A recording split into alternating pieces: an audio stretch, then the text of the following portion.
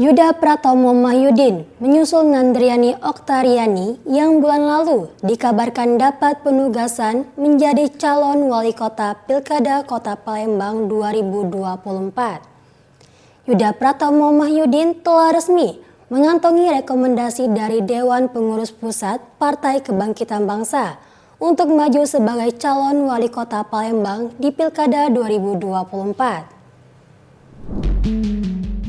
Setelah disahkan sebagai bakal calon kepala daerah Kota Palembang periode 2024-2029, Yuda Pratomo Mahyudin diberikan tugas untuk melakukan sosialisasi dan komunikasi di internal PKB, serta melakukan komunikasi dengan pihak eksternal guna memenuhi syarat minimal pengusungan pasangan calon dan menambah dukungan koalisi.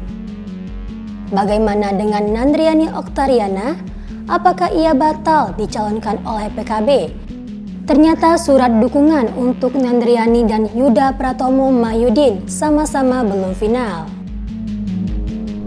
Menurut Antoni Toha, PKB saat ini masih dalam tahap penjaringan, di mana Yuda Pratomo Mahyudin sudah direkomendasikan di tahap 1 dan layak untuk dipertimbangkan ke rekomendasi tahap 2.